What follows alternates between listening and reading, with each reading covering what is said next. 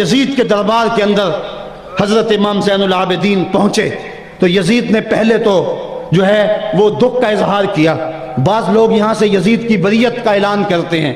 یہاں کسی نے بڑی خوبصورت بات کہی کہ قاتل کی پشیمانی مقتول کی اہمیت کو تو بڑھا سکتی ہے لیکن اس کے دامن سے قتل کے داغ کو نہیں دھو سکتی. تو اس نے یہ سب کچھ کیا، یہ بس اس کے ٹسوے تھے جو وہ بہانے لگا، لیکن بعد میں اس نے حضرت امام حسین رضی اللہ تعالی عنہ کے دانتوں کے اوپر جو ہے وہ چھڑی مارنا شروع کر دی.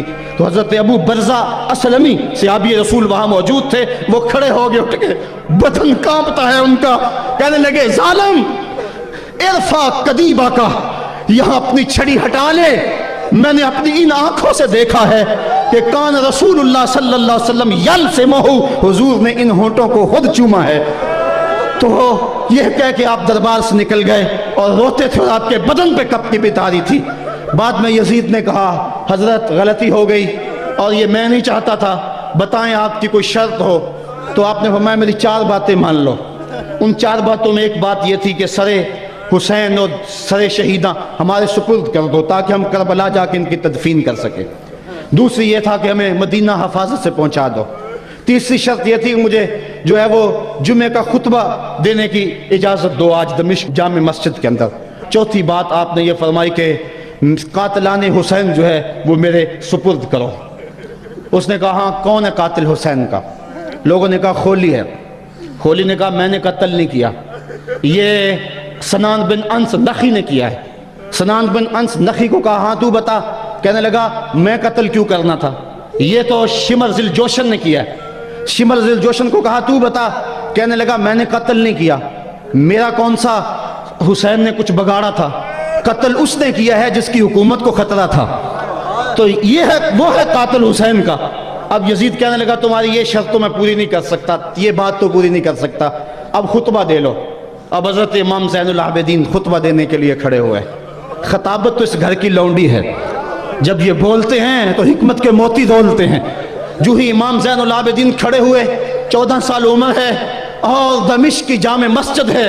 یزید بھی بیٹھا تھا، یعنی سلطنت بھی تھے، عوام کا بھی ہجوم تھا. جب آپ نے خطبہ شروع کیا لوگ زار و قطار رونے لگے اور آپ نے اہل بیت کے مناقب جب لوگوں کے سامنے رکھے تو یزید گھبرا گیا کہ کہیں لوگ میرے گریبان تک نہ پہنچے. اس نے مؤذن کو اشارہ کیا جلدی جلدی اذان پڑھو. تو جب اس نے کہا اللہ اکبر اللہ اکبر تو حضرت شہزادہ زین العابدین نے کہا کہ اس کے اندر کوئی شک نہیں کہ اللہ سب سے بڑا ہے. جب شہادتین کا کہا اشہدو اللہ الہ الا اللہ، حضرت امام زین العابدین نے اس کے جواب کے اندر کہا ہاں ہاں اللہ کے علاوہ کوئی معبود نہیں ہے، اس کی گواہی ہم نے خون سے دی ہے، ہم نے اپنے لہو سے دی ہے اس کی گواہی. اور پھر اس کے بعد جب اشہد ان محمد رسول اللہ پہ لفظ آئے تو حضرت امام زین العابدین نے کہا یزید دیکھ اب اذان کے اندر تیرے نانے کا نام ہے یا میرے نانے کا نام ہے؟ آج بھی منبر پہ میرے نانے کا نام ہے. تو یزید مر گیا، اس کا نام مر گیا، اس کا تشخص مر گیا. حسین کل بھی زندہ تھا، حسین آج بھی زندہ ہے. حسین کربلا کے تپتے ہوئے ریگزار میں بھی زندہ تھا، کوفے کے بازار میں بھی زندہ تھا، اور دمشق کی جامع مسجد میں بھی زندہ تھا، مدینے میں بھی زندہ، مکے میں بھی زندہ، کابل میں بھی زندہ، کندھار میں بھی زندہ، قلعہ جنگی میں بھی زندہ، تورا بورا میں بھی زندہ، موصل میں بھی زندہ، بغداد میں بھی زندہ، غزہ کی پٹی میں بھی زندہ، فلسطین میں بھی زندہ. آج حسین کی زندگی اور حسین کا باقپن دنیا کو بتا رہا ہے، بش کو بتا رہا ہے تیرے منہ پہ تماچا حسین مارے گا. زمانہ بتائے گا کہ حسین کل بھی زندہ تھا، حسین آج بھی زندہ ہے. حسین کی فکر لے کے اٹھو اور پوری دنیا پہ چھا جاؤ اور زمانے کو بتاؤ کہ ہم حسین ابن علی کے سپاہی ہیں. صرف محرم کے دن آنسو بہا لینے سے کچھ نہیں ہوگا. کیا صرف محرم حسین کا مہینہ ہے؟ نہیں، پورا سال حسین کا ہے، پوری زندگی حسین کی ہے، پورے زمانے حسین کے ہیں.